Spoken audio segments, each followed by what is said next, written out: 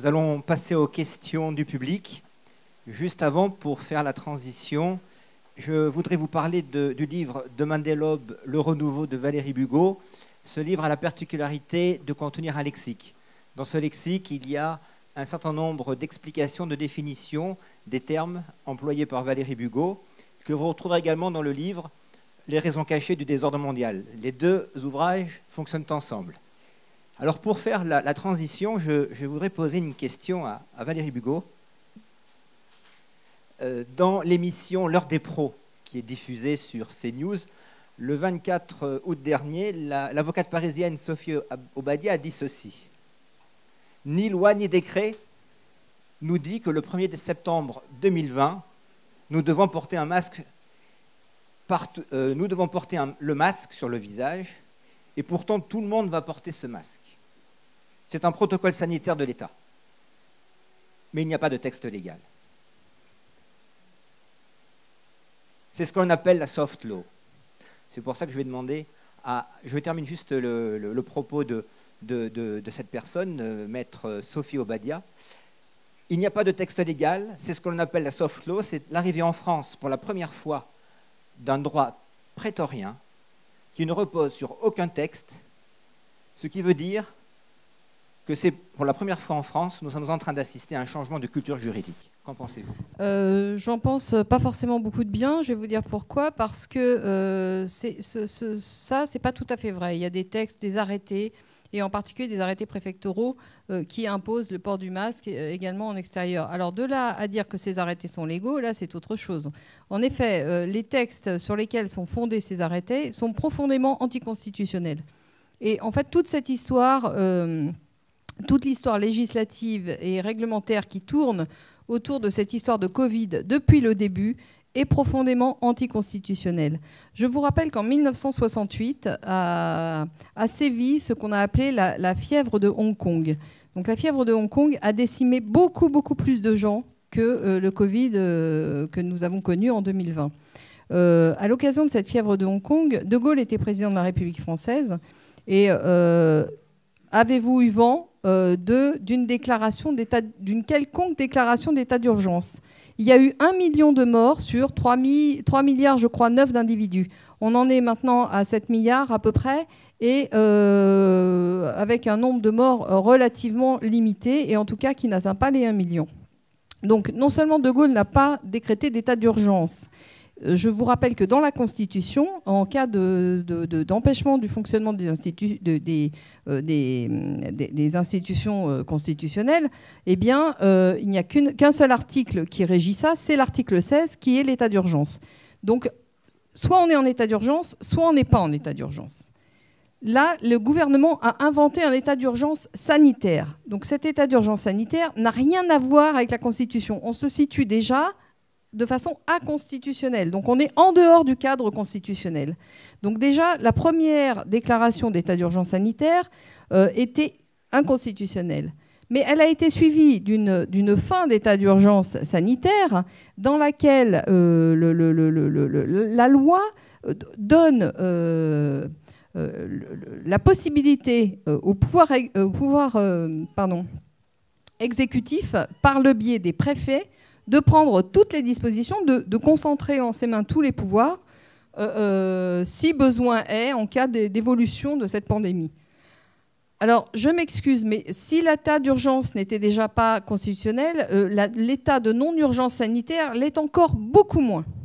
Donc, tous les arrêtés préfectoraux, vous savez, les arrêtés se réfèrent à des décrets se réfèrent à des lois, et les lois se réfèrent normalement à la Constitution. Et c'est ça qu'on appelle l'état de droit. À partir du moment où le premier échelon ne respecte pas l'organisation juridique de cet état de droit, nous ne sommes plus en état de droit. Donc il faut bien comprendre que toutes les lois qui ont été votées en état d'urgence sanitaire, alors que les fonctions républicaines normales étaient impossibles de fonctionner normalement, et en particulier le Parlement n'était pas en mesure de se réunir de façon satisfaisante, toutes les lois qui ont été votées ne sont pas constitutionnelles. Ces lois sont profondément anticonstitutionnelles. Donc on ne peut pas...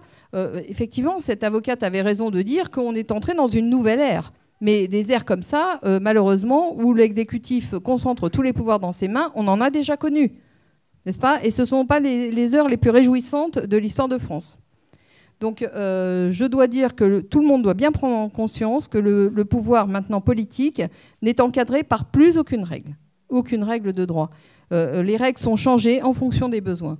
Nous ne sommes plus, je le répète, en état de droit. Merci Valérie. Nous offrons la possibilité à notre public de poser des questions. Je vous en prie, qui voudrait poser la première question, monsieur? Oui, bonjour. Moi, il y a une question que je me pose. Bon, avant de temps, tout ça, effectivement, c'est tout à fait nécessaire. Mais comment est-ce qu'on fait pour arriver à obtenir le pouvoir pour changer tout ça? C'est ça qui est, pour moi, la grande question immédiate. Non, alors en fait, il ne faut pas du tout prendre les choses comme ça. Il ne faut pas obtenir le pouvoir pour changer les choses. Il faut changer les choses dans son coin et le pouvoir basculera par la suite. Je ne sais pas, mais de toute façon, les seules guerres qui sont perdues sont celles qui ne sont pas menées. Les seules guerres qui sont perdues d'avance sont celles qui ne sont pas menées. Si vous agissez et que vous ne croyez pas à ce que vous faites, vous ne gagnerez jamais. Mais par contre, si vous avez conscience de l'urgence et que vous commencez vous-même à vous désolidariser de cette organisation sociale profondément mafieuse dans laquelle nous vivons, et que vous vous organisez par petits îlots partout sur le territoire de façon autonome, croyez-moi, les choses peuvent basculer assez rapidement. Autre question, s'il vous plaît, des questions concises, courtes, pour qu'un maximum de personnes puissent en poser. Merci. Oui, bonjour. Est-ce que le fait de préconiser plutôt l'utilisation de l'argent liquide plutôt que de l'argent virtuel, ne serait pas une solution aussi, de façon à combattre un peu ce système bancaire actuel? Alors, ce qui est certainement pas une solution, c'est la disparition des espèces qui nous est promise. Ça, par contre, ça va être très dangereux parce que, une fois de plus, je dois insister sur la chose suivante. Ce n'est pas le fait que l'argent circule de façon dématérialisée qui pose problème. C'est le fait que l'argent est contrôlé par des intérêts privés, des intérêts catégoriels de banquiers et qui ont accaparé le phénomène monétaire. Si vous donnez le contrôle total à des gens qui ne sont pas en faveur des populations, croyez-vous que l'argent continue à servir le développement des échanges? Mais non, l'argent devient une arme aux mains des puissances.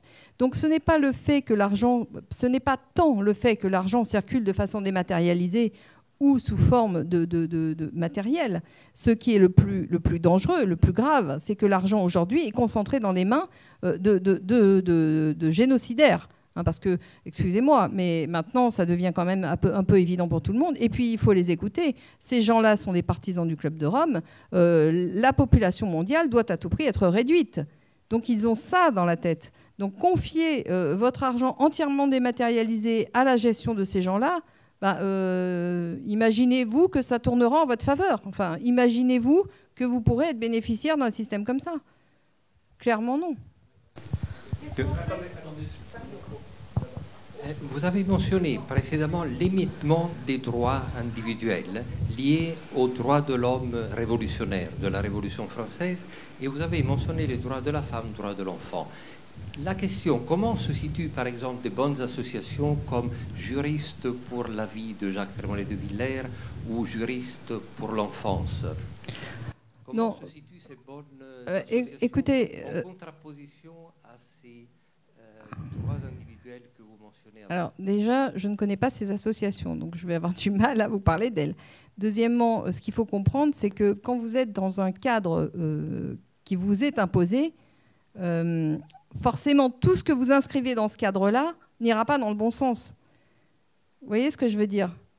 Maintenant, la chose que tous les Français doivent comprendre, c'est qu'il faut se réunir, comprendre qu'on a des intérêts communs qui dépassent très largement les intérêts bancaires dominants.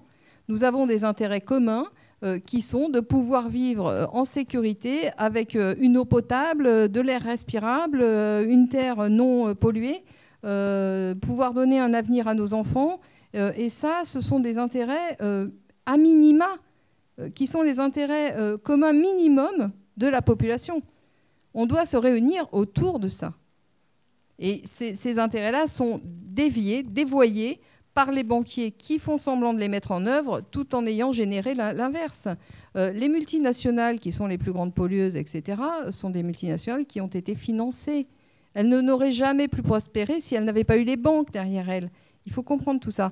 Maintenant, quand je parle des droits individuels, je dis qu'on ne peut pas éclater les droits de l'enfant, les droits de la femme, etc. Parce que quand vous avez un socle commun qui est de pouvoir juste survivre dans des conditions dignes, on s'en fout des droits de la femme, des droits de l'enfant, etc. De toute façon, historiquement, il est bien démontré que les droits de l'enfant ont été détournés justement contre les enfants. Les droits de la femme ont été détournés contre la femme.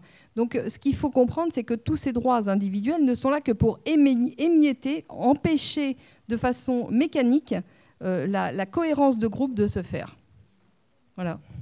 Je ne sais pas si je réponds à votre question parce que je ne connais pas les associations individuelles que vous... Oui, mais je ne nie pas qu'il y a des gens qui ont des bonnes intentions dans nos sociétés. Mais ce que je nie, c'est l'organisation même de ces sociétés. Et je dis que même avec des bonnes intentions, dans une organisation vicieuse, vous ne pouvez rien faire de vraiment, vraiment valable. Comprenez ? Autre question, madame ? Qu'est-ce qu'on fait avec nos petits sous qui sont dans la banque ? Alors oui, on me prend souvent pour une gestionnaire de patrimoine. J'ai souvent ce genre de questions. Je suis bien incapable de vous répondre. À partir du moment où l'argent est sous le contrôle des banquiers, le jour où une banque fait faillite, vous aurez le bail-in qui est à l'œuvre, c'est-à-dire la ponction sur les comptes bancaires. Maintenant, vous n'aurez pas seulement le bail-in, mais vous aurez aussi le bail-out. Parce que imaginez qu'une banque, au hasard la Société Générale, fasse faillite, viciée par beaucoup viciée par beaucoup de, comment dirais-je, de fonds,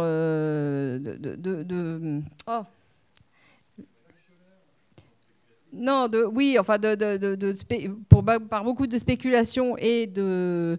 Bref, le nom m'échappe, c'est pas grave. Mais en plus, avec ça, des entreprises qui font faillite. Son bilan va fondre. Donc, la banque va se retrouver en état d'insolvabilité. Qu'est-ce qui va se passer ? Eh ben, l'État va créer une bad banks pour reprendre les créances les plus grosses et les plus pourries. Donc, en créant cette bad banks, eh bien, l'État va s'endetter. Donc, vous aurez non seulement la banque qui aura ponctionné sur vos comptes bancaires, mais en plus l'État qui se sera endetté et qui se retournera contre ses citoyens contribuables pour faire augmenter les impôts. Je dis citoyens contribuables, pourquoi ? Parce qu'il n'y a pas que les impôts directs, il y a aussi les impôts indirects. Toute la vie va augmenter. La propriété privée va y passer. Donc, je vous dis qu'il n'y a pas de solution dans ce système. Si vous poussez le système à bout, il n'y a pas de solution. Retirez votre argent, l'argent qui va être déprécié, puisque au moment du grand reset monétaire, il y aura une réaffectation de la valeur de chacune des monnaies en fonction des actifs qu'elles représentent et du passif cumulé. Donc les monnaies comme celles qui circulent dans nos pays dits développés vont s'effondrer, vont mécaniquement être dépréciées. Donc si vous gardez votre argent même dans un coffre-fort ou sous votre lit, votre argent sera quand même déprécié. Donc je n'ai pas de solution. Je dois dire qu'il faut quand même comprendre que le système est totalement pourri, vérolé. Donc on peut dire on va acheter des biens matériels. Oui, c'est ce que je préconiserais en premier. Avoir le moins d'argent liquide sur les comptes et le plus de biens matériels. Mais si les propriétés sont spoliées, comme ils ont déjà eu le culot de vouloir le faire, là, supprimer la propriété privée du bâti, et enfin laisser la propriété du bâti et récupérer la propriété du sol par des organismes fonciers voilà, qui seront à terme forcément privés. Bon, il n'y a pas de solution en fait. Votre réponse, la réponse c'est en fait tout changer, parce que si on ne change pas tout, on est toujours perdant. Voilà. Ah bah, acheter de l'or, bien sûr, c'est comme si vous achetiez un terrain de blé, enfin un champ de blé. De l'or, c'est un bien matériel. L'or n'est pas valide en tant que monnaie, mais l'or reste valide en tant que bien. Maintenant, s'il y a une forme de guerre civile, que c'est le chaos intégral, vous avez votre or sous votre oreiller, vous n'êtes pas à l'abri que des hordes viennent vous dévaliser. Enfin, il y a toujours, je veux dire, c'est bien, oui, effectivement, c'est mieux d'avoir de l'or que rien du tout. Mais je veux dire, il faut se projeter dans un chaos. Et dans le cadre du chaos, bah, rien n'est sûr, en fait. Hein. Autre question. Merci. Oui, est-ce que vous pouvez expliquer davantage sur l'intérêt de l'union monétaire, que ce soit en Asie ou ailleurs? Par rapport aux... Enfin, s'ils ne se mettent pas dans une union, qu'est-ce qui change pour eux? S'ils s'y mettent, quel va être leur avantage? Très honnêtement, je pense que la plupart des monnaies du monde sont déjà contrôlées par les banquiers. Mais ils veulent centraliser et simplifier leur contrôle. Donc ils créent des unions monétaires, comme on a connu avec l'euro, pour pouvoir faciliter en fait la gestion de la monnaie sur un territoire plus large. Donc toutes ces formules comme l'éco vont dans le sens d'intégrer le futur panier de monnaie qui représentera la monnaie mondiale. Qui dit monnaie mondiale dit gouvernement mondial à la suite. Hein. C'est ce qu'on a vu avec l'Union européenne. Enfin, je veux dire, ça va centraliser encore plus le pouvoir politique des institutions internationales déjà aux mains des mêmes. Voilà. Quand vous parlez d'union monétaire, ça veut dire que c'est une supramonnaie qui en réside. Oui, enfin, c'est une monnaie totalement artificielle qui est gérée par les banquiers pour faciliter pour faciliter l'étape de la monnaie mondiale sous forme de panier de monnaie. Et qui portera donc un autre nom alors? Non, l'euro, ça restera l'euro. L'éco... En ce qui concerne en Asie, par exemple. En Asie, on ne sait pas comment ça va se passer. Mais moi, j'ai surtout parlé de l'Amero ou l'Apéro. Je pense que c'est les pays anglo-saxons. Sauf qu'il se passe quand même pas mal de choses aux États-Unis actuellement et que... effectivement, une faction patriote est en train de vouloir, en tout cas, ne pas se laisser suicider sans rien dire. Donc, on ne sait pas comment ça évoluera. Mais si les globalistes qui ont le contrôle des États-Unis depuis 1913 gagnent cette guerre intestine aux États-Unis, l'Amero ou l'Apéro verra très probablement le jour. Oui. Autre question, madame. Oui, moi je voudrais revenir sur ce que vous disiez tout à l'heure à propos du Covid, que donc le port du masque et le confinement, tout ça a été des mesures totalement illégales. Hein, voilà.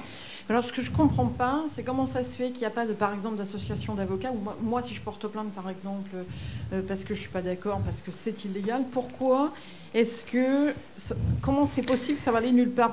Mais il y a des tribunaux administratifs qui ont annulé les arrêtés préfectoraux. Le Conseil d'État s'est prononcé contre les tribunaux administratifs. C'est une guerre qui a lieu actuellement. Et le Conseil d'État, il faut quand même comprendre que le Conseil d'État est aux ordres profondément du pouvoir. Donc, il ne démentira jamais les consignes qui viennent de l'exécutif. Alors, il tergiverse un peu, il dit oui, des petites limites, etc. Mais fondamentalement, le Conseil d'État n'est pas dans notre... Les magistrats du Conseil d'État. Parce que là, on parle de réglementation, donc c'est les tribunaux de l'ordre administratif qui sont concernés. Donc eux, c'est même pas la peine de compter sur eux. Si, il y a des tribunaux administratifs qui ont qui ont annulé des décrets préfectoraux. Mais après, ces jugements passent au Conseil d'État et le Conseil d'État les dément. Donc, oui, de toute façon, vous savez, ça tourne en cercle fermé. Hein. Autre question. Que dire d'une réelle et sincère nationalisation des biens, des services publics que je dirais régaliens, tels que la santé, l'éducation, l'énergie? Excusez-moi, vous pouvez répéter le début de votre question? Que dire d'une renationalisation sincère et réelle? Alors, la renationalisation, oui, ne pourra avoir lieu que si l'État est à nouveau sain. Là, la structure étatique telle qu'on la connaît n'est pas saine. Donc vous pouvez renationaliser, mais vous savez, la Banque de France a été nationalisée aussi. Hein. Nous vivons sous le règne de la Banque de France nationalisée actuellement. Donc je ne sais pas si vous avez vu une grande différence avec une banque nationale privée, quoi. Donc en réalité, aujourd'hui, tout est, comment dirais-je, subverti par les intérêts privés. L'organisation politique de l'État n'est pas saine, n'est pas viable. Donc dans ce cadre-là, vous pouvez nationaliser, ça sera toujours un peu mieux, mais maintenant qu'il n'y a plus... les nationalisations étaient encore valables, si vous voulez, quand il y avait un véritable conflit entre le bloc de l'Est et le bloc de l'Ouest, parce qu'il y avait des assises qui étaient encore solides. D'un côté l'ultralibéralisme, de l'autre côté le communisme.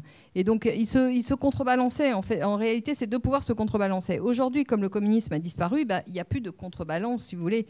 Tout a été totalement déséquilibré dans un sens, et il n'y a pas de réel contre-pouvoir. Donc vous pouvez nationaliser tout ce que vous voulez, mais à partir du moment où l'État est aux mains privées lui-même, ça ne changera strictement rien. Alors, une autre question, monsieur ? Oui, d'abord, merci pour votre travail. Et dans toutes vos propositions, qui sont très intéressantes, ne pensez-vous pas qu'il manque en amont un problème, ou plutôt essayer de régler un problème de propagande médiatique afin d'y arriver ? Alors, ce n'est pas du tout un problème en amont, c'est très en aval, au contraire, parce que le problème médiatique, c'est un problème de contrôle des capitaux. Et à partir du moment où vous réformez l'entreprise dans le sens que je propose, ce contrôle de capitaux n'a plus lieu d'être et ne se pose plus du tout dans les mêmes termes. Donc, effectivement, que vous reparliez de médias sous forme mutualiste, ou que vous suiviez le projet de réforme de l'entreprise que j'ai élaboré, on retrouve les mêmes choses et les problèmes ne se posent plus de la même façon. En fait, c'est un problème de contrôle des capitaux. C'est uniquement ça, les médias. Les médias ne sont pas libres aujourd'hui. Ils sont sous contrôle total. Donc le problème, c'est une question d'organisation juridique de l'entreprise, en fait. Monsieur, une question. Bonjour. Est-ce que l'État chinois contrôle encore sa monnaie? Est-ce qu'elle imprime encore ses billets, ainsi de suite, l'UAN? L'État chinois contrôle sa monnaie, oui. Oui, absolument. L'État chinois contrôle sa monnaie et l'État chinois a joué le jeu des banquiers globalistes en intégrant le panier de DTS en 2016. Mais quelques mois après, le gouverneur de la Banque centrale chinoise qui avait piloté ce projet a été révoqué. Et je pense que l'État chinois n'est pas prêt aujourd'hui à jouer ce jeu des DTS dans la mesure où il sait qu'il ne contrôlera pas justement cette monnaie internationale, alors que lui, il est attaché au contrôle de sa monnaie nationale. Je vous repasse le micro et je reviens. Ne pensez-vous pas que l'État chinois, justement, compte tenu des réserves d'or qu'elle a et du fait qu'elle a acheté des tonnes d'or ces derniers mois, ne va pas éventuellement essayer de créer sa propre monnaie mondiale basée sur l'or? Non, il a une monnaie nationale. Je ne pense pas que les Chinois aient actuellement une velléité de domination mondiale matérielle via la monnaie. Je ne dis pas que ça n'arrivera pas, mais je crois qu'ils ont encore beaucoup trop de problèmes en interne à régler pour en arriver là. Je ne vous dis pas que dans 50 ans ou 60 ans ou 100 ans, ça ne sera pas le sujet que vous évoquez. Mais aujourd'hui, ce n'est pas le cas. Je pense que l'État chinois a encore beaucoup de problèmes intérieurs qui doivent être réglés avant d'envisager de se projeter à l'international de façon aussi radicale que ce que nous connaissons actuellement. Monsieur, question. Je voulais revenir sur ce que j'ai dit tout à l'heure et sur votre réponse. Alors effectivement, moi je suis d'accord pour qu'on se désolidarise de tout le système actuel. Bon, sauf qu'en pratique, c'est beaucoup plus difficile. Je prends un exemple parmi d'autres. Il y a un fabricant producteur d'huiles essentielles bio dans l'arrière-pays. Bon, la personne qui avait créé son entreprise, c'était, je crois, un ingénieur qui avait quitté la ville pour aller à la montagne, pour vivre sur un autre mode. Voilà. Donc, il a une clientèle de gens qui sont proches de la nature, qui veulent aussi se désolidariser de ce qui se passe actuellement. Il y avait eu une opération porte ouverte qui avait été organisée par ce producteur. On y était allé avec ma femme et quand on est arrivé, on a vu qu'il y avait des affiches aidez-nous. Ben oui, ce qui s'était passé, c'est que d'un seul coup, il y a une réglementation ou un projet de réglementation européenne qui avait été mis en place pour en fait les obliger à obtenir une autorisation de mise sur le marché, comme pour un médicament, pour des huiles essentielles qui étaient produites de façon artisanale depuis 2000 ans. Et donc du coup, les types se retrouvaient complètement coincés. Et le gars qui justement était le genre, oui, mais moi je fais ma révolution dans mon coin, dans ma montagne, je lui ai dit, vous voyez, c'est bien de faire les choses dans son coin, mais le jour où il y a une réglementation qui arrive avec la puissance publique, avec la force de gendarmerie, eh bien vous êtes même en haut de la montagne, cette réglementation, on vient vous l'imposer. Alors c'est pour ça que je redis, comment est-ce qu'on fait en pratique? Parce qu'à moins que tout le monde en même temps se mette à faire différemment, c'est pas quelques personnes dans leur coin qui vont se désolidariser. Non, ça ne va pas se passer comme ça, en fait. Effectivement, le pouvoir en face est très fort et il a les moyens de coercition. Donc il est évident que d'y aller frontalement ne marchera pas. En revanche, ce que je propose, ce n'est pas du tout ça. Ce que je propose, c'est que, par exemple, tous les électriciens s'organisent en corps professionnels, alors par localité, dans les petites villes, etc., discutent ensemble de leurs intérêts, qu'est-ce qu'ils voudraient faire passer comme loi, etc., aillent faire face du lobbying dans ce cadre-là. Pour l'instant, il faut... Puisqu'on ne peut pas changer le pouvoir du jour au lendemain, il faut agir comme ça. Aille voir, faire face à une pression vis-à-vis des autorités politiques en place pour faire passer leurs idées, etc., etc.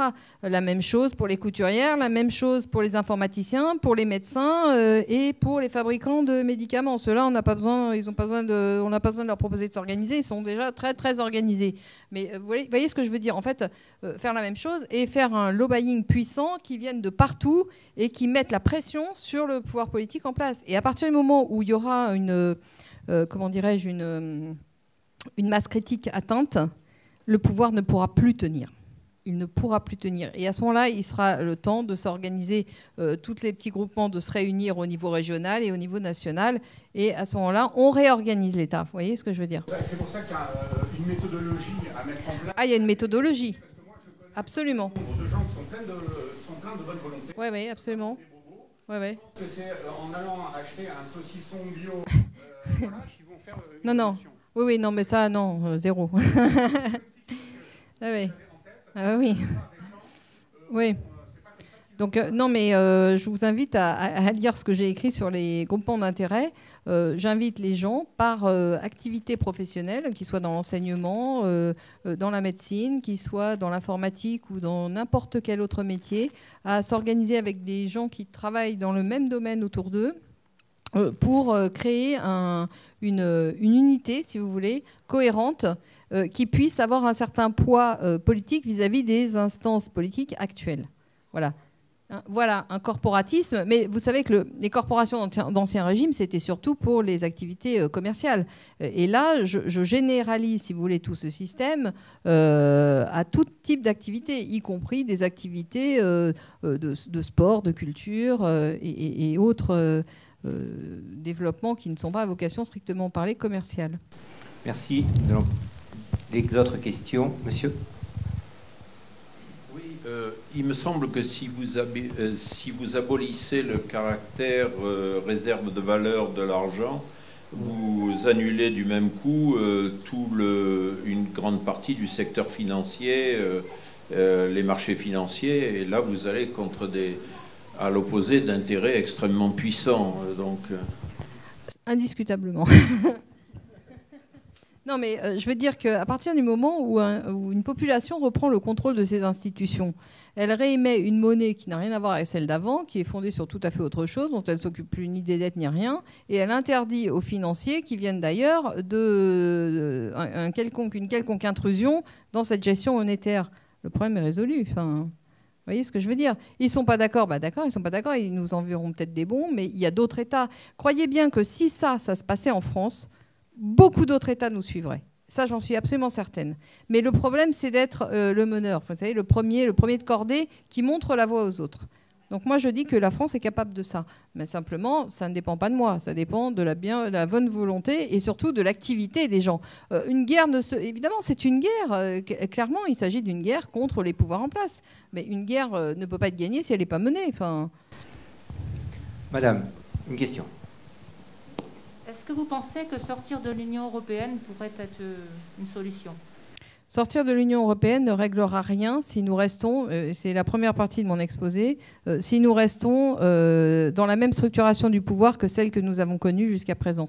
Les problèmes que nous connaissons aujourd'hui existaient déjà sous la Troisième République, sous la Quatrième, et ils n'ont jamais été résolus pour la bonne raison que c'est le système lui-même qui est vicié. J'espère avoir réussi à vous démontrer que nous étions en plutocratie absolue. Tant que vous ne mettez pas fin à ça en interne, ce n'est pas mettre fin à l'Union européenne qui changera quoi que ce soit. Vous recommencerez le même problème un peu plus tard ou un peu plus tôt ou sous une autre forme. Monsieur, une autre question. Alors, c'est pas exactement une question, c'était pour répondre à la personne qui s'interrogeait comment, voilà, vous madame, comment faire pour tout simplement faire valoir le droit, c'est-à-dire que l'obligation de port de masque, on est tous convaincus que c'est illégal. Il faut savoir qu'il y a des groupements d'avocats, Valérie Bugeaud le sait sûrement, oui, c'est vrai, oui. qui sont en train d'agir.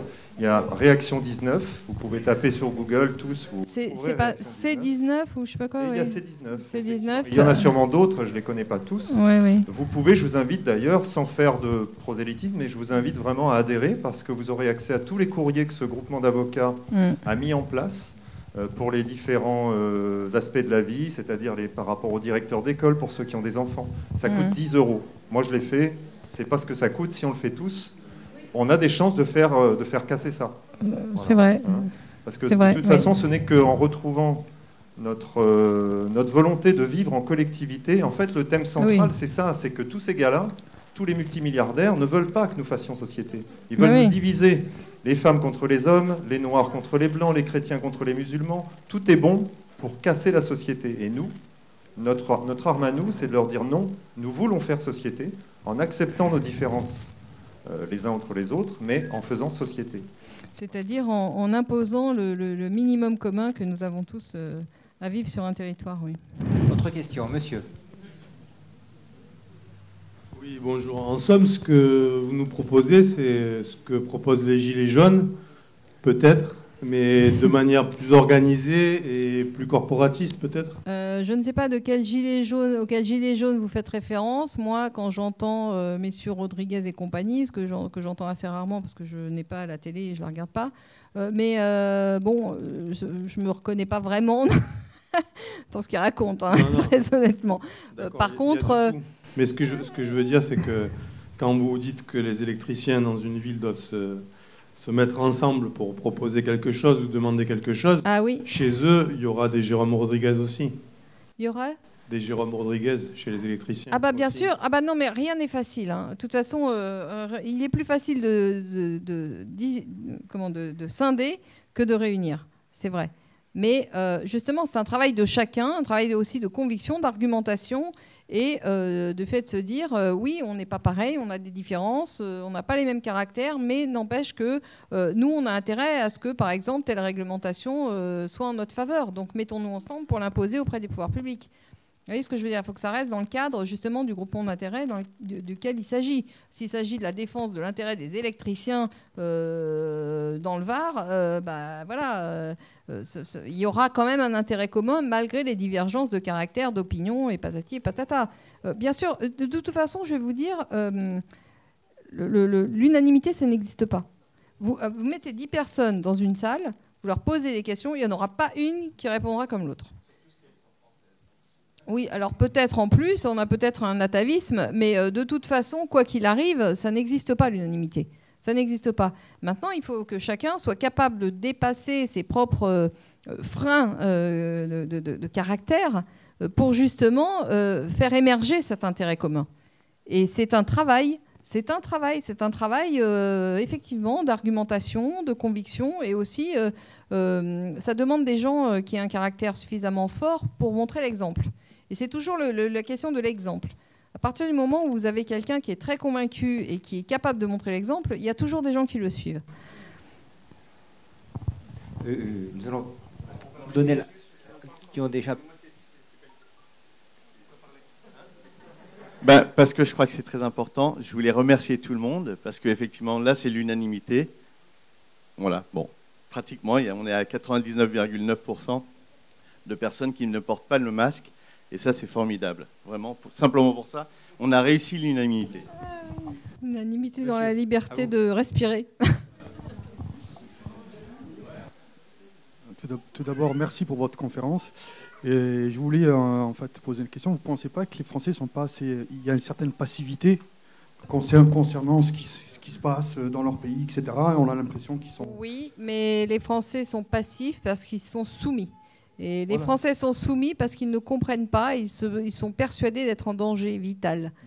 Donc il y a tout un travail d'explication et il y a tout un travail aussi une fois de plus, je dis, il faut vraiment des leaders qui montrent la voie, qui soient forts et qui montrent l'exemple. Parce que je crois que, enfin, on en a parlé hier, je crois que la France est le pays qui a le record au monde de consommation d'anxiolytiques. Donc les Français sont très très contrariés en fait, ils sont malheureux, ils sont très mal dans leur peau. Et comme ils ne sont pas en plein état de leur conscience propre, ils n'ont pas la capacité à rebondir en fait.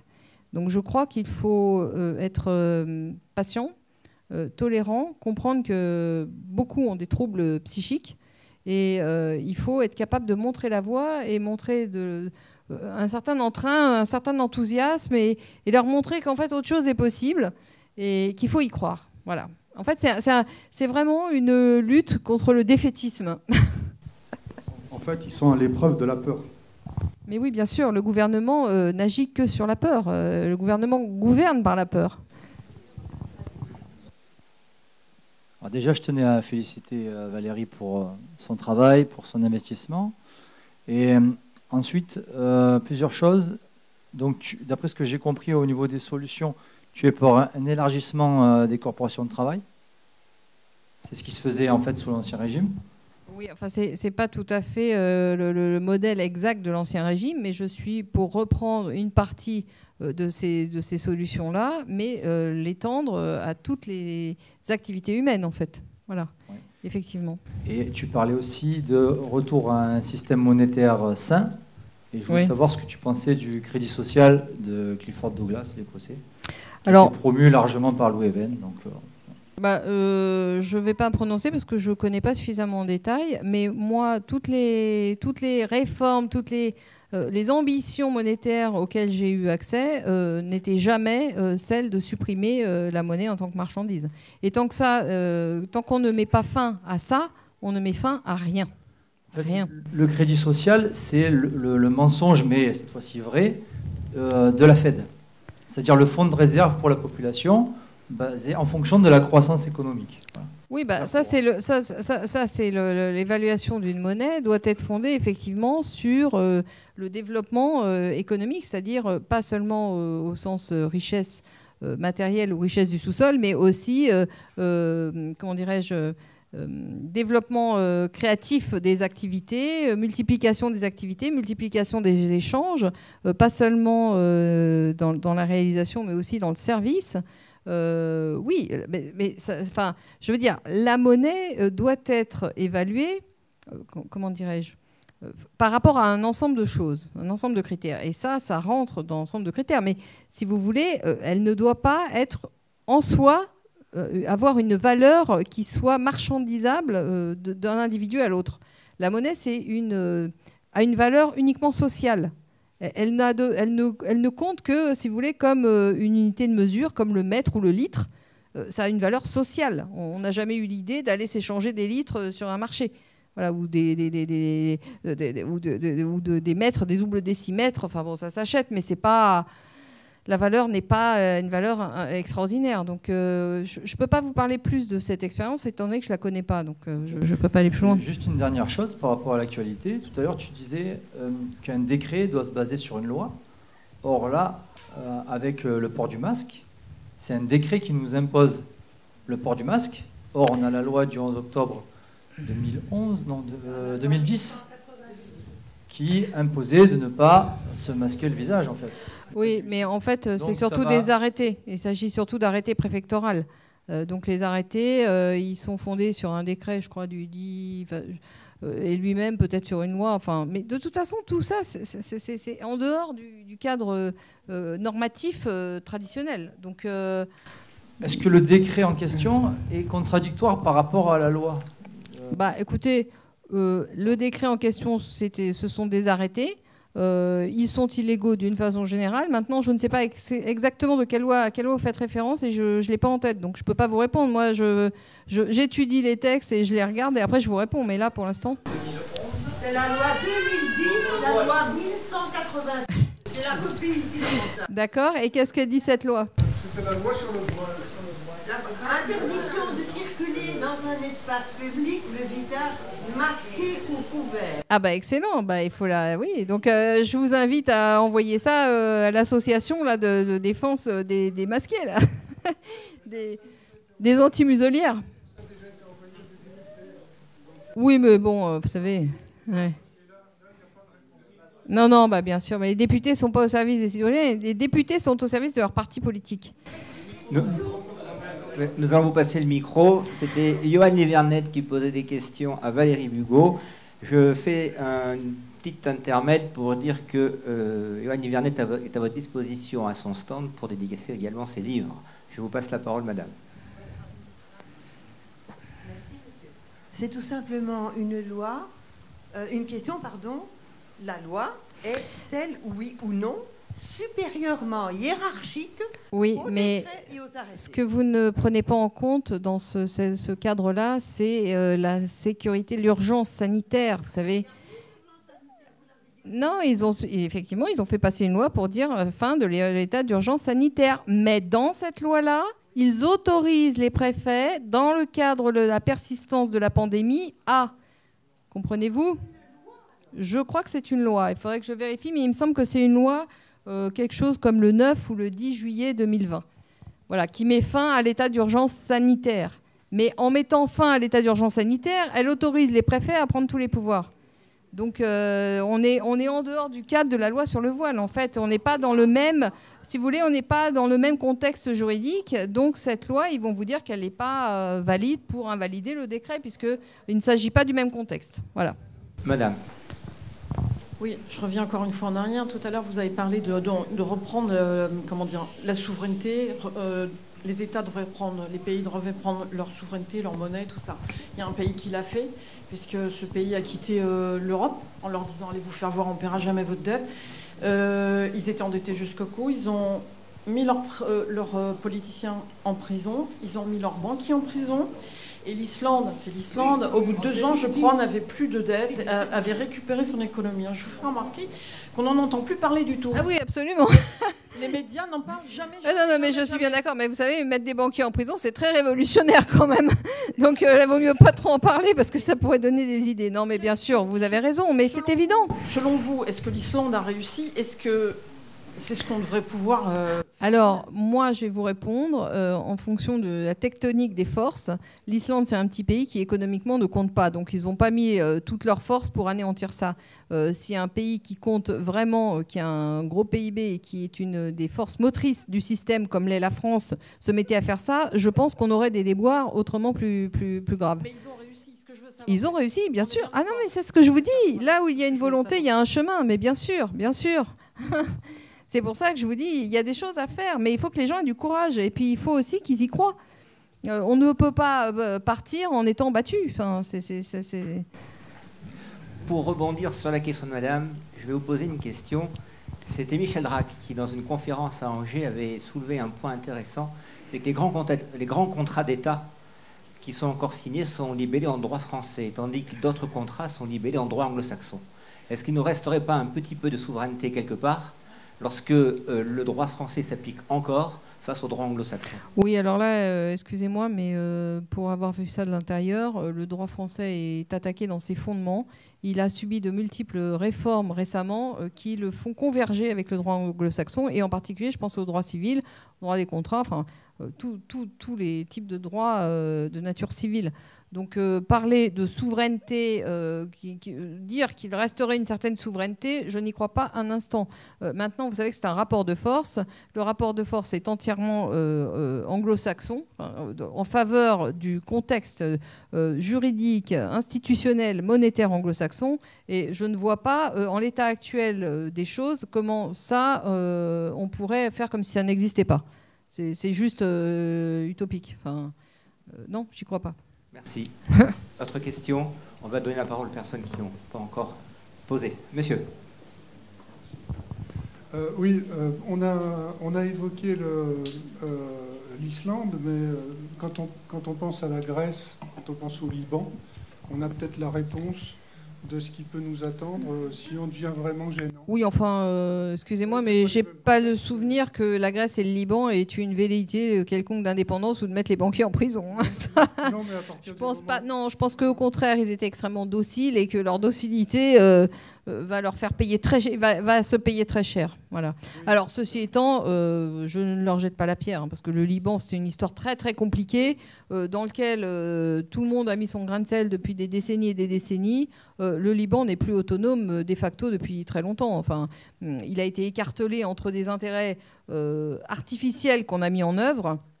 Donc l'intérêt du citoyen là-dedans n'a jamais compté. Enfin, ça fait 30 ans, 40 ans, 50 ans. De l'extérieur qu'on est venu. Ah bah oui, ah bah bien sûr. À un pays entier, hein. Ah bah c'est clair. Et puis là, mais vous savez que si on réagit pas en France, ça sera pareil en pire. Hein. Alors, avis aux amateurs, vous n'avez pas le courage.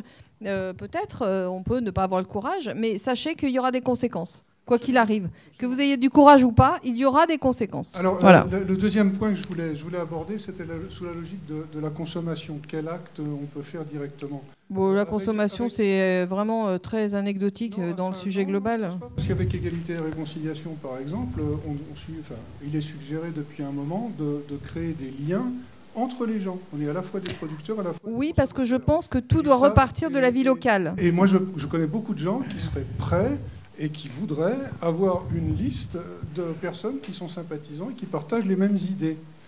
Oui, alors partager les mêmes idées, c'est pas partager les mêmes intérêts. Vous voyez ce que je veux dire? Je crois que là, il faut vraiment se... Enfin, moi, je trouve que ce serait un pas vers le schéma que vous annoncez. Bah écoutez, faites-le, cher monsieur. Monsieur, une autre question. On me demande de prendre la parole parce qu'effectivement, c'est un sujet que j'ai évoqué il y a déjà quelques années dans un livre que j'ai intitulé « Sabotage ». Et donc, je fais finalement toutes les mêmes analyses que vous, et je me suis posé la question, quoi faire? Et donc, moi, je me suis rendu compte que ça ne passera pas par des voies institutionnelles, politiques, de vote et de partis, etc. Ah, mais très clairement. Moi, je dis qu'il faut saboter le système. Et pour le saboter, effectivement, moi, je crois beaucoup au troc, aux monnaies locales. Il faut sortir des systèmes financiers. Donc il faut aller vers la proximité, il faut recycler l'argent, il faut consommer moins, il faut recycler, il faut faire du troc, il faut s'entraider et il faut utiliser le moins possible la monnaie pour que cette monnaie qui ne sert plus à rien... Ça, je suis d'accord avec vous. Oui, bien sûr. Voilà. Mais si vous voulez, ça, c'est la première étape. Et après, il faut se réorganiser. Voilà, c'est juste que les choses doivent se faire les unes après les autres. Et ceci étant, bien sûr que le sabotage, mais le sabotage, il est initial, il est institutionnel. Nous vivons dans une société de corruption ultime, et cette corruption, elle est, depuis le début, elle a été élaborée comme ça. En fait, le régime politique a été élaboré sur la corruption. À partir de ce moment-là, il n'y a rien à en tirer. Donc, évidemment qu'il faut que ce régime tombe. Mais je vous fais quand même remarquer qu'actuellement, c'est eux-mêmes qui sont en train de vouloir le faire tomber. Donc, profitons du fait qu'ils sont en train de... Je vous assure que l'économie va tomber.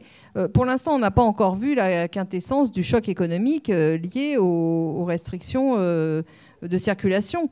Mais oui, parce qu'il y a eu un premier confinement, il y aura d'autres confinements locaux, partiels, etc. Mais croyez bien que le jour où toutes les PME seront tombées et qu'il faudra que les gens aillent au chômage et que le chômage augmente la dette de l'État et que donc les impôts vont augmenter et qu'ils vont mettre la main sur les propriétés privées, croyez bien que ce jour-là, l'État sera tombé. mais c'est eux qui l'auront initié. Donc attention, bien sûr que ce que vous dites est vrai, mais il ne faut pas non plus être piégé par surinvestir la capacité de ce que vous dites par rapport à ce que eux ont comme projet. Voilà. Autre question. Bonjour. Bonjour. Alors voilà, je vous félicite pour votre, votre compréhension pragmatique par rapport à ce qui est en train de nous arriver. Et je voudrais juste avoir votre avis sur un aspect un peu plus eschatologique de ce nouvel ordre mondial. Est-ce que vous avez un avis à donner ou est-ce que c'est personnel? Non, parce que... Non, mais avis ou pas avis, personnel ou pas, le problème c'est que je ne suis pas versée, je n'ai pas travaillé sur ces sujets-là. Donc j'aime bien parler de ce que je connais en général, moins de ce que je ne connais pas. Donc je préfère pas rentrer dans ces débats. Il y a des gens qui ont fait ça très bien, beaucoup mieux que moi. Il y a Pierre Hillard, éventuellement Joanne Livernette, et puis d'autres gens. Mais moi, je ne suis pas la mieux placée pour répondre sur les questions eschatologiques que je maîtrise mal. Il est évident, par contre, qu'au fur et à mesure de mes travaux, j'ai pris conscience qu'effectivement, il y a un projet messianique qui permet d'expliquer beaucoup de choses. Et si on ne prend pas ce critère en compte, effectivement, certains événements ne s'expliquent pas bien. Donc j'en suis arrivée à la conclusion qu'en effet, il y a très probablement un projet eschatologique, en tout cas un projet messianiste de la part de ceux qui ont pris le pouvoir absolu. Je répète que c'est un pouvoir absolu. Maintenant, je ne peux pas aller plus loin dans le détail parce que je ne maîtrise pas le sujet. Excusez-moi. Nous allons passer à la dernière question. Avant-dernière question. Tout à l'heure, on parlait de Conspiracy Watch, c'est ça le nom? Ouais. Et moi, il y a quelque chose qui me marque, qui me frappe, c'est que beaucoup de gens qui essayent de faire bouger les choses et qui sont systématiquement accusés de complotisme, de conspirationnisme, sont assez apathiques par rapport à ces attaques, c'est-à-dire éventuellement se défendent de ne pas l'être, mais en fait ne s'attaquent pas vraiment à ça, à la sémantique. Et moi, alors, il y a toujours des gens qui sont en train de se défendre, mais peu qui attaquent ça, justement. Par exemple, c'est quand même, ça me paraît assez évident que maintenant, d'ailleurs, il y a quand même un certain nombre de gens, heureusement, qui le disent, qu'on attaque les gens pour conspirationnisme, complotisme, comme à l'époque de l'Inquisition, on les disait possédés et hérétiques. Donc, si on ne commence pas déjà par s'attaquer à ce mode de communication que les élites, entre guillemets, enfin que la mafia en place utilise, après, je pense que c'est très difficile de faire passer des éléments techniques, pratiques, parce que les gens, à la base, ils vous voient comme un conspirationnisme. Donc c'est à ça qu'il faut attaquer. De différentes façons, avec humour, enfin, il faut tourner ça en dérision, il faut dégonfler la baudruche. Alors écoutez, moi je vous laisse faire parce que franchement j'ai autre chose à faire que de répondre à des abrutis. Enfin moi je sais qu'ils ne m'ont mis dans leur viseur que parce que j'ai une audience qui a augmenté et qu'en fait sur le Covid j'ai donné des j'ai donné des articulations politiques et économiques et juridiques qui sont incontestables. Tous les gens qui sont conspirationnistes sont ceux qui ont les arguments, enfin peut-être pas tous, il y a aussi des hurluberlus peut-être, mais ceux-là en fait n'intéressent pas Conspiracy Watch.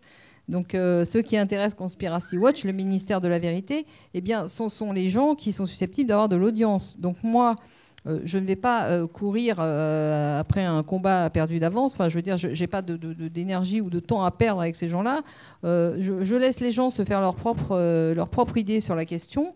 Maintenant, est-ce qu'on peut vivre sans ministère de la Vérité ou a-t-on besoin de façon indiscutable d'un ministère de la Vérité pour se gouverner dans notre quotidien? Je laisse les gens choisir leur position.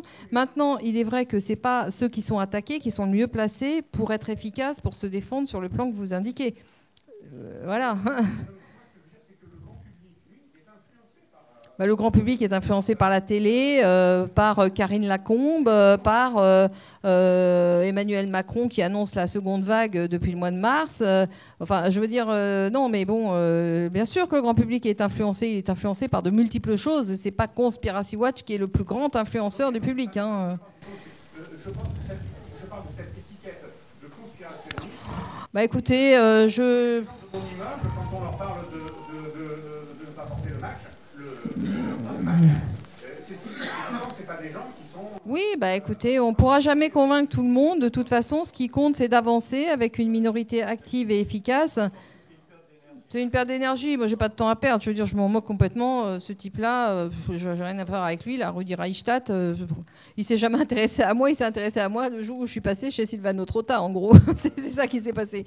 Donc, si vous voulez, quand vous contestez Karine Lacombe et autres Gavi, vous êtes conspirationniste. Hein, de la même façon que les gens qui ont remis en cause le... Oui.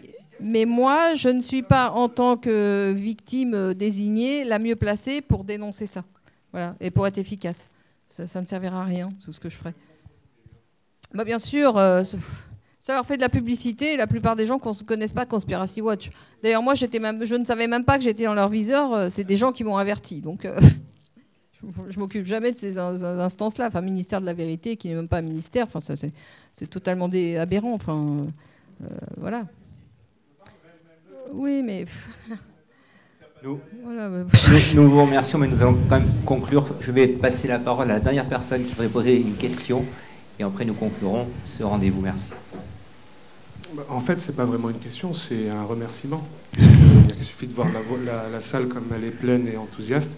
On a été vraiment ravis de vous recevoir, Valérie. Merci beaucoup.